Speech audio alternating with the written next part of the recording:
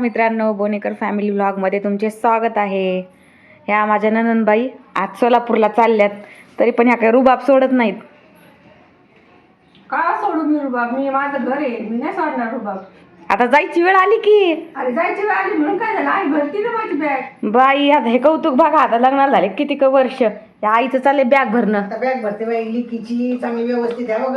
काही हे सगळं दिलं बरं का तुला हे. आई काय काय दिलं? गुलाबजामू दिले का? हा, सगळे हा, दिलं. सगळं दिले. हा, गुलाबजामू, पापड ते भर. बॅगात मावलं तर पापड हे पाहिजे. बॅग ठेवते बरं का. हा, बॅग हा. ठेव, चुरमुरा. आणि ती आणि पट्टी पण ठेव.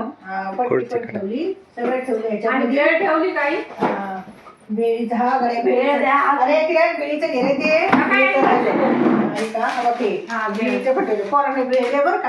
अजून द्या काही असलं तर. आणि भाजी जावायला डबा पण भराई. आमच्या जावायला भेळ आवडते आमची तरी. ती भेळ जावायला आठवणी दिली बरं का. हा, जावायला काय तर म्हणून भेळ. नाही आणि भाजी पोळीचा डबा भरला ना. भाजीला पोळीचा बाकी डबा असं काय सुटून हे गेली भाजी भाजी पोळी? पोळीचा डबा हे मध्ये मध्ये सुनबाईचं काय चाललं, सुनबाईचं काय चाललं नाही आता? अगं आई तिची अशीच बडबड करते, तिच्याकडे लक्ष नको देऊ. अगं हा पण करती ना. करती का बाया का असं केलं बडबड करती बाई. पण करती ग ती. हे करते. आता उन्हाळ्यात यायचं का परत? हो, आता उन्हाळ्यात परत यायचं तुला.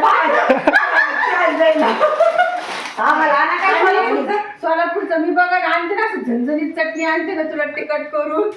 बस जाळत निघलं पाहिजे. हे बघ हे डबा आहे. गाडीमध्ये खा बरं का, व्यवस्थित खा. हा, ही पाण्याची बाटली. जरा पापड बिपड करून ठेव, नाचणीचे पापड, आपले बटाट्याचे वेफर्स वगैरे असं करून ठेव जरा. सगळं करून ठेवते. हा, तुम्ही या उन्हाळ्यात खायला त्याला ते डबा मागून घेते 15 लिटर. तेच तर तेलाचा डबा बिबा मागून ठेव मस्त पैकी. न्या ती पाण्याची बाटली घे ग. पाणी नाही.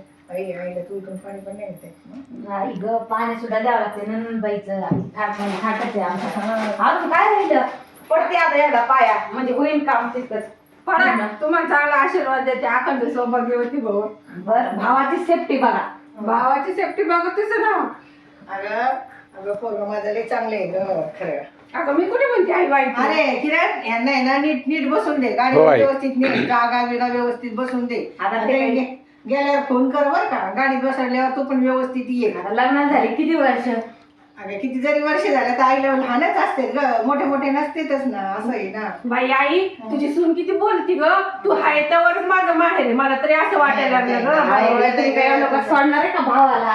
नाही बाई, मी तर नाही सोडणार भावाला मला बिवाला. दिसती तशी पण तशी नाहीये. तिचा स्वभाव लय चांगला हा, आहे. दिसतं. मला आईला गॅरंटी आहे. तुम्ही बरं फक्त ना. भेटा आता उन्हाळ्यात. हा. आपण पापडाचं दोघी करू.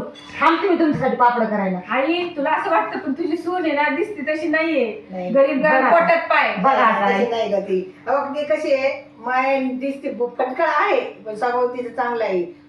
पुरी जरी आल्या तर माझ्या बहिणी पण आम्हाला जीव लावती. बघा, फक्त जीव लावती. आणि भाऊ तर तुझा आहे ना लाखात एक आहे. दुसऱ्याचे भाऊ बघ माझा पोरगा किती जीव लावतो तो.